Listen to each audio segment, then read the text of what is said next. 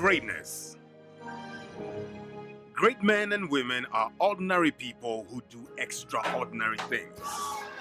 Great people are not born great, they grow great. So as you search for the right career path and gradually become great, let your dreams light up your path and your inner radiance shine for the world to see.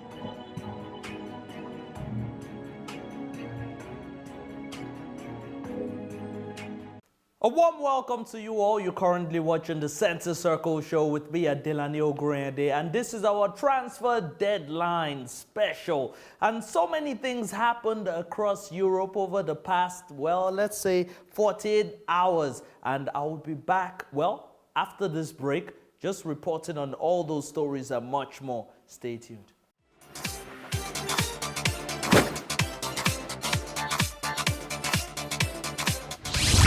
Welcome back to the Center Circle Show, and yes, like I told you before the break, I'll be breaking down all the transfers that happened with a very special guest. He goes by the name of Emmanuel, the Bull Akurada. Hello, nah, not the Bull, but yeah, something like that. We have to be dramatic. Emmanuel, what can we call you? What's your alias? Emmanuel what? Akura, it's fine by me. Akura. Yeah. So we don't need to say the Bull, I'm good the with Chelsea fan, No, I'm cool. the philosopher, professor. I don't know how you doing. Anyway, he's very modest indeed, but he's a professor of football, and I'll be talking about the transfers that took place over the last couple of hours. And first story we're going to be talking about is Thomas Lemar. Thomas Lemar rejecting Arsenal. Imagine Arsenal placed a 92 million bid on Thomas Lemar, and at the end of the day, the player said, thanks, but no thanks. It's the craziest transfer I've seen, Adelani, where you see a player going to have medical. After the medical, he decided, no, I don't want to sign for you anymore. Like we saw in the case of Ross Barkley going to Chelsea. After the medical, he decided he don't want to go to Chelsea anymore. We saw the case of Alex Chamberlain, who Chelsea agreed with Arsenal, but he decided, no, I don't want to go to Chelsea. I want to play for Liverpool. That was the case with Thomas Lemar, who decided that, no, he don't want to play for Arsenal. I want to play for Liverpool. Wow. Which is crazy, because we all know Arsenal. I mean, they have a French coach there. His brothers are there. He will find it very conducive to adapt to the system while there. But then for him to decide he don't want to play for Arsenal, he want to go to Liverpool, is beyond me. Wow, is a testament to how Arsenal has fallen from grace in recent times. Yeah, I think it also has to do with the club, because when the players are not showing the spirit there, they're not showing the motivation that they need to win trophies. Because every player, like he won the League One last season with Monaco, and going to Arsenal, he don't see his chances of winning because the coach is not a coach who is stepping up the game. So why go there instead? Yes, let him stay at and Monaco. definitely this is what we're going to be talking about in the first part of the show, because Arsenal fans, well, it was deadline day come Thursday evening for so many clubs, but for Arsenal fans, it was just Thursday. And yeah, we're going to be discussing what is going on at the club, because it seems everything seems to be crumbling at the moment. Now, Thomas Lemar, put yourself in Thomas Lamar's shoes. Now, apparently, according to reports, he rejected the bid because he wanted to play Champions League football. Do you think the Liverpool game also had something to do with it? The Liverpool game? Yes. Well, like I said to you, Adelani, the club side determine where the players want to play, where they want to go. And the coach also is one of the deciding factor for every player who want to play for a team. You go to, who is the coach there? The coach is Arsene Wenger. For the past 13 seasons, we've seen this man without winning trophies. And he's not a coach who's recruiting players that we can see he want to win trophies. So if this, and right now, Arsene Wenger is not even playing in the Champions League. And this is a player who is very young, representing his national team. He scored 2 goals. We all saw that. And you know, and the Russia 2018 is just around the corner. So you have a player who is well determined to showcase his talent, to be invited in the national team. So Thomas Lemar, do you think it was a big loss for Arsenal if, let's just say he joined Arsenal? What was he likely to contribute to Arsenal? Was he going to be the player they needed, or he was just going to fail at Arsenal? And listen, he was going to be a player Arsenal needed. He is a very young player who who is very good, with both feet, and you see what he did with Monaco last season, winning the league in Monaco at the expense of the likes of PSG, Marseille, and Lyon. And now he played for the national team. He started a match against Netherlands, which is a plus to any team to have him. So to me, I feel he was going to come with Arsenal with that winning mentality. The mentality and the fighting spirit that they lacked over the years. I think to me, it's a big loss for Arsenal Football Club. Wow, he was going to come with the winning mentality. Well, there's a silver lining in this story for Arsenal fans because Thomas Lemar said no, but Alexis Sanchez stays. He didn't exactly say yes, but he was forced against his will to stay at Arsenal Football Club. Yeah. Now, all of a sudden, well, Manchester City had tabled £60 million and Arsenal was going to make a £8 million profit from the sale of Alex Oxlade-Chamberlain, Alexis Sanchez to Manchester City, and if they brought in Thomas Lemar or spent 92 million, they still have £8 million. They will still make a £8 million profit. Sorry. Yeah. So tell me now, was Arsenal right to keep Alexis Sanchez? Well, as a football club, yeah, they were right to do so because you don't just lose your big players like that. But then as a guy who is willing to leave, his mindset is to leave Arsenal, and you are forcing him against his will to stay in Arsenal.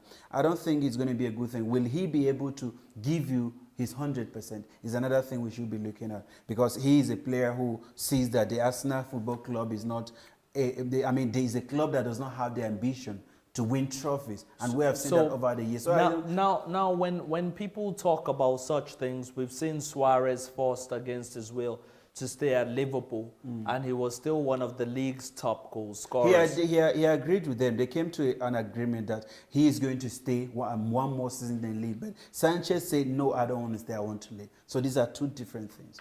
Okay, so you don't see Sanchez being motivated Well, he's still going to see Arsenal as the same Arsenal, but it's different season.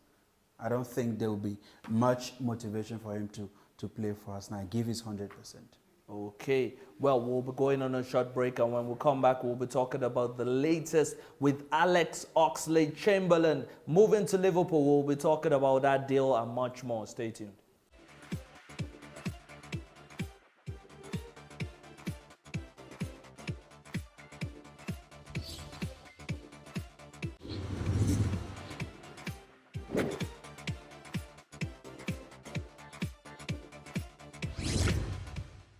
Welcome back to the Center Circle Show, and we've been talking about the Arsenal debacle. What is going on at Arsenal Football Club? Well, Alex Oxlade-Chamberlain is one player that epitomizes the disaster happening at the Emirates at the moment, and he's moved to Liverpool Football Club. Is it a good move for Alex Oxlade-Chamberlain? Well, in my own, from where I'm standing, I would say yes. I would say yes in the sense that he's a very young player. We all know Chelsea as a football club is a club that they want to win trophies.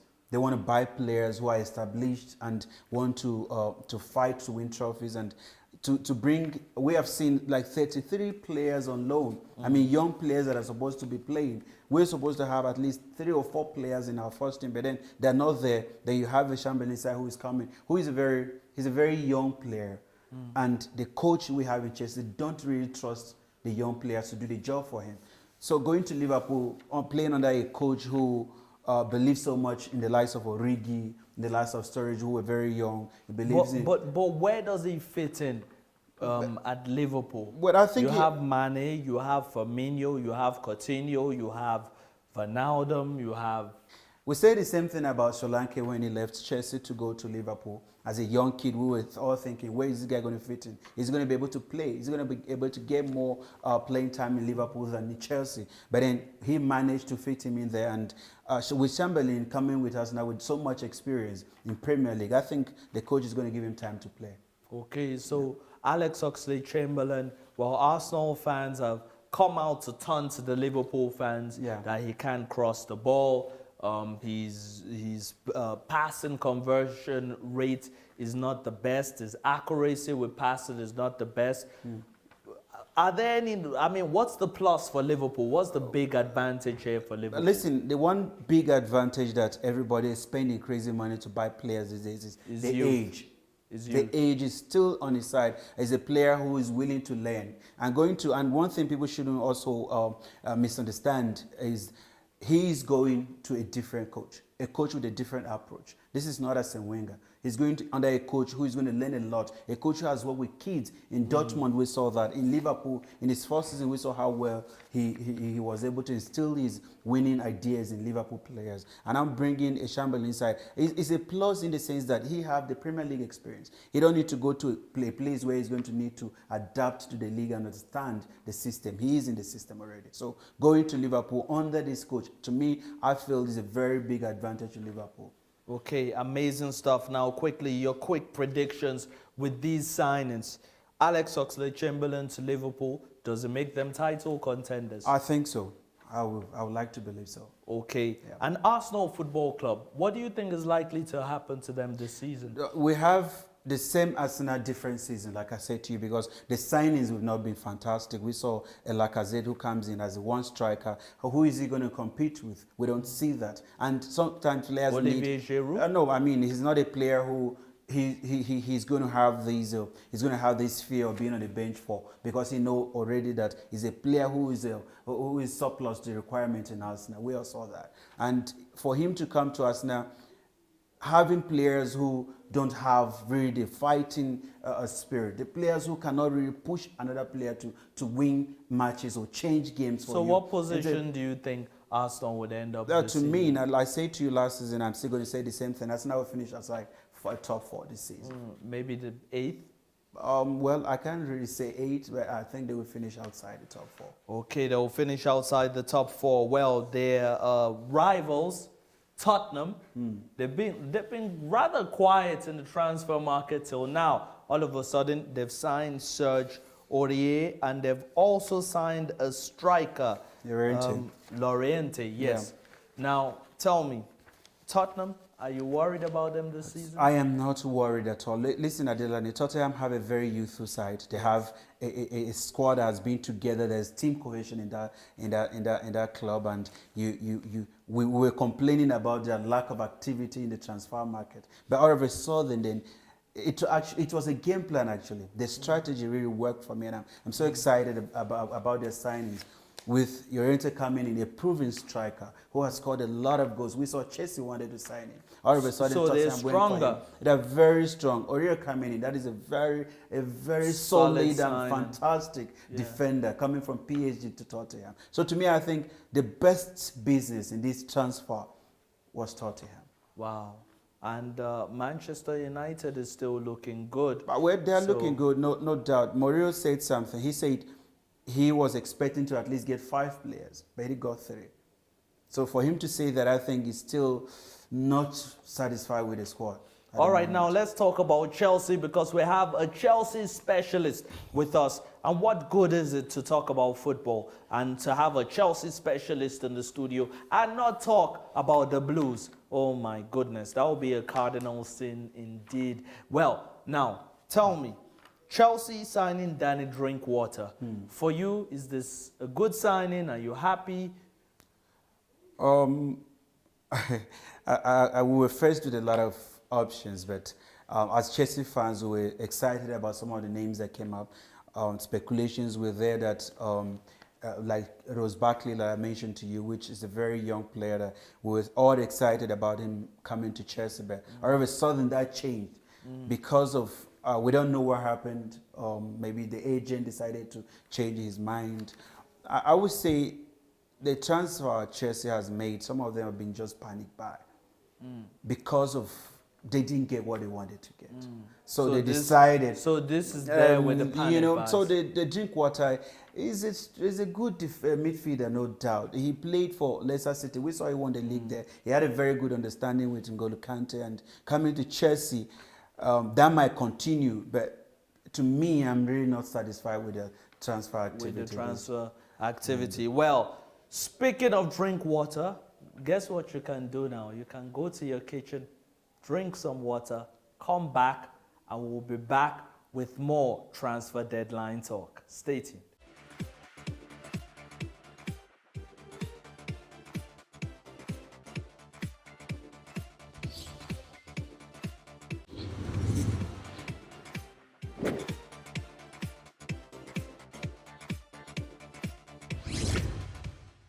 Welcome back to the Center Circle Show. We've been talking about the transfers that have happened in this deadline window. We've spoken about Arsenal Football Club. Emmanuel Kurada feels like they wouldn't finish in the top four, and definitely crisis has hit Arsenal Football Club. And we've also spoken about some interesting transfers. We've spoken about Alex Oxlade-Chamberlain to Liverpool. Emmanuel Kurada believes it makes Liverpool title contenders all of a sudden. We spoke about Danny Drinkwater, and he feels is a panic buy. Now, there's another Leicester player we haven't spoken about, and it goes by the name of Riyad Mahrez. Yeah. Now, Riyad Mahrez was linked to Arsenal, linked to Chelsea, AS Roma.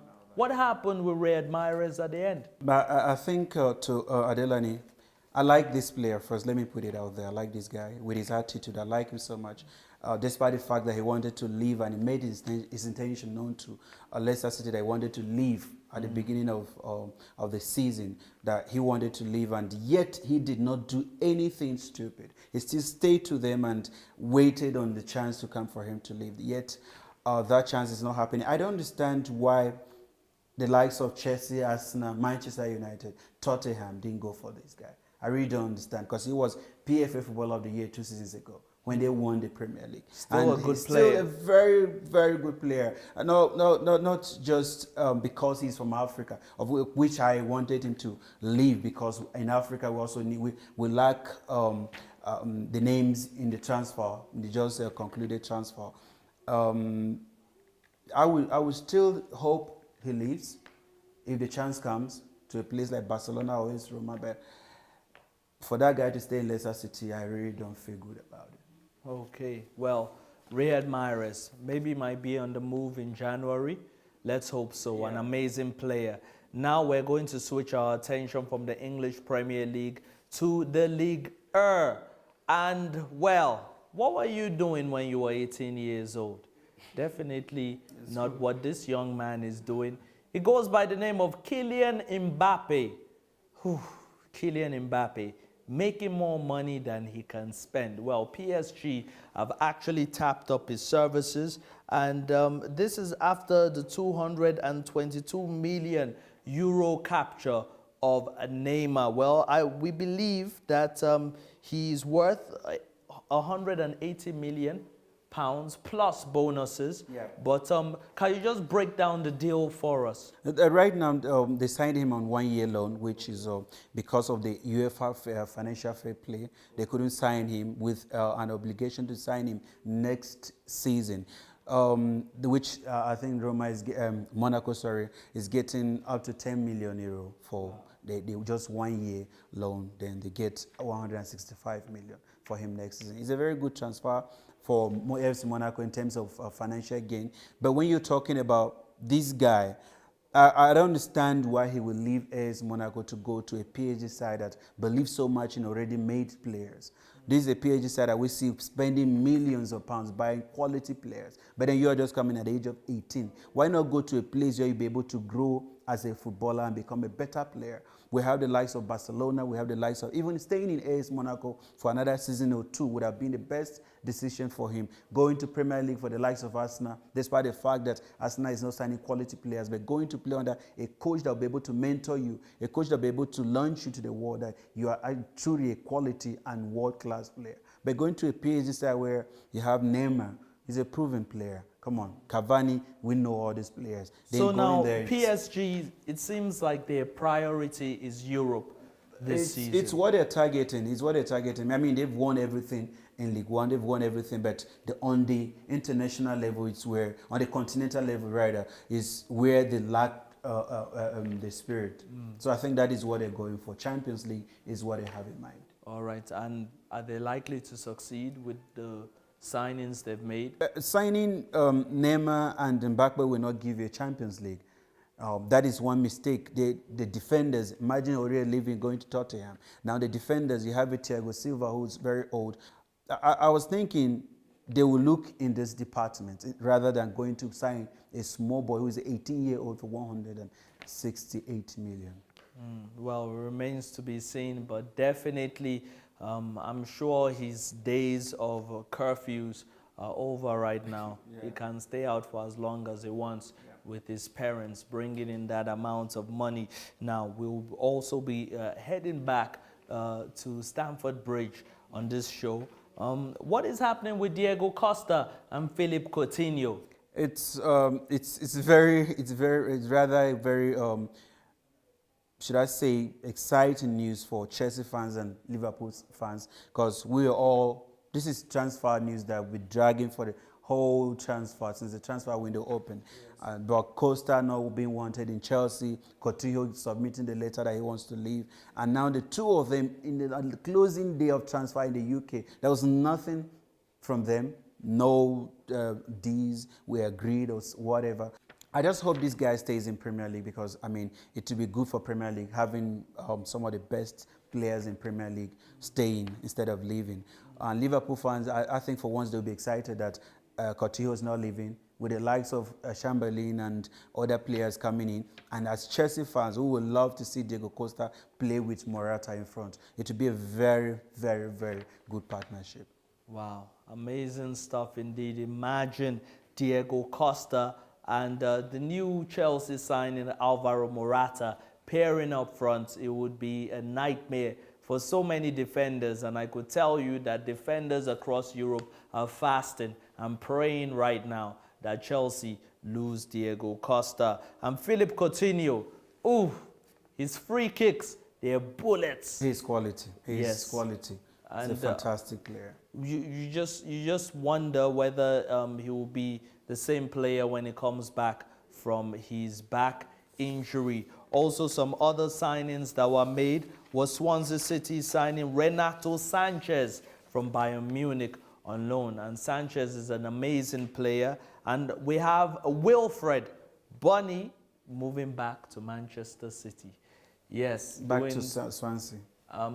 Moving back to Swansea, actually, yeah. From Manchester City.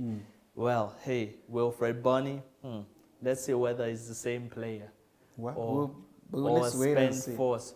All right, so just summing up the whole transfer window, which team should we watch out for? Which signings should we watch out for in the new clubs? I think we should really watch out for Tottenham. For me, one, I don't mind people spending 190, 70 million, but these guys have made quality signing.